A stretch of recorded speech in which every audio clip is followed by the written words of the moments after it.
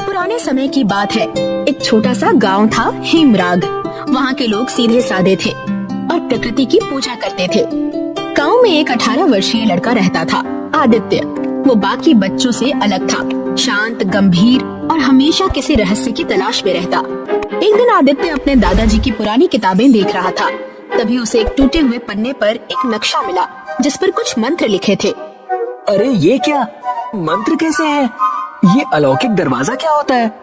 उस नक्शे को देख आदित्य का उत्साह बढ़ गया। तभी उसे याद आया कि उसके दादाजी उसे बचपन से ही किसी अलौकिक द्वार की कहानी बताते थे जिसे सिर्फ सच्चा बच्चा ही पार कर सकता था। तो बस अब आदित्य ने तय कर लिया था कि वो इस नक्शे को पढ़कर उस गुफा को ढूंढ निकालेगा। अगली सुबह आदित्य ने नक्शे की बात अपने दोस्त तने और पाखी को बता दी। क्या अलौकिक दरवाजे की गुफा? मुझे तो विश्वास ही नहीं हो रहा कि ऐसी भी कोई गुफा होती है। हाँ, मुझे भी नहीं, पर आदित्य बोल रहा है तो बात सच ही होगी ना? सच होगी नहीं, सच ही है और मैं उस गुफा को ढूंढ कर निकालूंगा। तो बोलो, इस मिशन में तुम दोनों मेरा साथ दोगे कि नहीं? हाँ, हम जरूर तुम्हारा साथ देंगे। आखिर गांव का रहस्यमय गुफा ढूंढने के लिए बच्चे निकल पड़े। तीनों दूसरे दिन नक्शे के साथ जंगल की ओर निकल पड़े। जंगल घना था और रास्ता कठिन, पर तीनों साहसी थे। घंटों चलने के बाद उन्हें वो गुफा मिली जैसी नक्शे में थी। उसके मुंह पर एक शिलालेख था, जो सत्य, साहस और करुणा से भरा हो वही द्वार पार कर सकता है। अब क्या करें दोस्तों? क्या मतलब क्या करें? चलो अंदर चलते हैं। लेकिन इस पर जो लिखा है उस हिसाब से तो हम तीनों में ये गुण होने चाहिए, तभी हम इसे पार कर सकते हैं। देखो दोस्तों, हम तीनों एक साथ इस रहस्यमय गुफा को ढूंढते हुए आ तो गए हैं। इसका मतलब ये है कि हम साहसी हैं। और रही बात सत्य और करुणा की, तो मुझे लगता है कि ये गुण हम तीनों में है। इसलिए चलो चलते हैं। आदित्य की बातों से तने और पाखी का हौसला बढ़ा। उस दरवाजे के सामने तीनों दोस्त एक दूसरे का हाथ पकड़कर मंत्र पढ़ने लगे और चमत्कार हो गया। गुफा का दरवाजा खुल गया।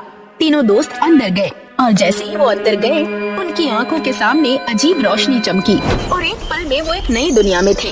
वहाँ पेड़ बोलते थे, नदियाँ गाती थी और आकाश में 3 चंद्रमा चमकते थे। आदित्य, ये सब क्या है? ये तो बिल्कुल किसी सपने जैसा है। वो तीनों इस जादुई दुनिया को देख ही रहे थे कि तभी उन्हें किसी की आवाज आई। आखिर तुम सब आ ही गए। तुम्हें इस अलौकिक दरवाजे ने ही तो चुना है। अरे ये आवाज कैसी?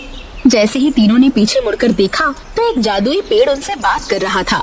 डरने की जरूरत नहीं है, तुम सब यहाँ सुरक्षित हो। लेकिन आपने ये क्यों कहा कि हमें चुना गया है? क्योंकि इस दुनिया को काल रात्रि नाम का एक भयानक अंधकार निगल रहा है। ये दुनिया पक्षियों और अन्य जीवों के लिए बनाई गई थी, लेकिन काल रात्रि राक्षस ने इस पर कब्जा कर लिया है, जिसकी वजह से ये दुनिया दूषित हो रही है और धीरे धीरे नष्ट हो रही है। क्या सच में? हाँ, लेकिन आज इतने सालों बाद तुम तीनों ने इस दरवाजे को पार किया है। इसका मतलब काल रात्रि का अंत होने को है। तुम तीनों समझदारी और इकट्ठे होकर इस दुनिया को बचा सकते हो। तुम्हें बस उस काल रात्रि की गुफा को ढूंढकर उसे नष्ट करना है। उस जादुई पेड़ की बात सुनकर आदित्य, पाखी और तने तीनों ही काल रात्रि की गुफा को ढूंढने के लिए आगे बढ़ते हैं। ये रास्ता उनके लिए कठिन था, लेकिन गुफा की ओर निकलने से पहले जादुई पेड़ ने उन तीनों को 3 अलग अलग मंत्र दिए थे, जिससे रक्षा शस्त्र बनाया जाता था। जादुई पेड़ की बात सुनकर आदित्य और उसके दोस्त गुफा की ओर निकल पड़े, लेकिन उन्हें नहीं पता था कि काल रात्रि के सेवक उन पर नजर रखे हुए हैं और किसी भी क्षण उन्हें रोक सकते थे। तभी यात्रा के दौरान एक रहस्यमय लड़की मिली, निशा। उसने कहा कि वो भी उनकी तरह काल रात्रि का अंत करने निकली है। तो तुम्हारा कहना है कि तुम भी हमारे साथ हो? हाँ। लेकिन हम तुम्हें जानते नहीं हैं, फिर हम तुम पर भरोसा कैसे कर सकते हैं? आदित्य की बातों से निशा हड़बड़ा गई। आदित्य को क्या जवाब दिया जाए, उसे कुछ समझ नहीं आ रहा था। उसकी आंखों में आंसू भर गए, जिसे देखकर तने को उस पर दया आ गई और सबको समझाकर अपनी टीम में उसे शामिल कर लिया। तुम सबका धन्यवाद, तुमने मुझे इस टीम में शामिल करके मेरा काम और आसान कर दिया। अरे ऐसी कोई बात नहीं है, तुम अब हमारी भी दोस्त हो, है ना दोस्तों? की बात पर आदित्य और पाखी ने हामी तो भर ली थी, लेकिन ना जाने क्यों पाखी को निशा पर शक था। उसे बार बार लग रहा था कि कुछ तो गड़बड़ है। देखते ही देखते दिन बीतते गए और निशा तने के साथ कुछ ज्यादा ही घुलने मिलने लगी, मानो वो उसे अपने जाल में फंसाना चाहती हो। आदित्य, ये निशा तने के साथ कुछ ज्यादा ही घुल गई है ना? हाँ, हमें जरा बचकर रहना चाहिए। पाखी के साथ आदित्य को भी निशा पर शक होने लगा था, लेकिन जिसका डर था वही हुआ। निशा ने तने को अपने वश में कर लिया था। काल रात्रि की गुफा के पास पहुंचने के बाद जैसे ही उन्होंने मंत्र पढ़ना शुरू किया, तने कमजोर पड़ने लगा। उसे चक्कर आने लगे और वो बेहोश हो गया, जिसके कारण काल रात्रि की गुफा खत्म होने के बजाय खुल गई। आखिरकार मेरा काम पूरा हो ही गया। मैंने कर दिखाया। मैंने तुम्हें रोक दिया और काल रात्रि को मुक्त कर दिया। मतलब तुम हो कौन? काल रात्रि की सेविका हूँ जो यहाँ तुम्हें रोकने आई थी। निशा की बात सुनकर सब दंग रह गए। उन्हें कुछ समझ नहीं आ रहा था कि क्या करे। अब अंधकार चारों ओर फैल चुका था। निशा वहाँ से भाग निकली थी।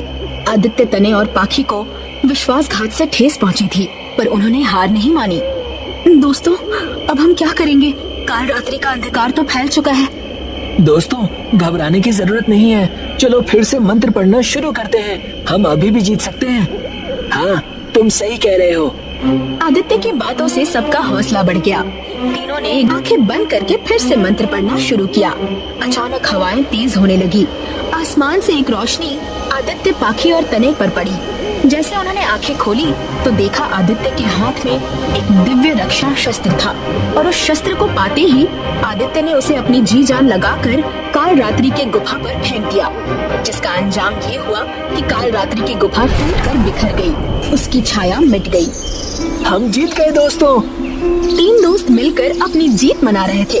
तभी वो जादुई पेड़ फिर से प्रकट होकर बोलता है, शाबाश बच्चों, तुमने ये सिद्ध कर दिया कि सच्चे हृदय और एकता से हर अंधकार को मिटाया जा सकता है।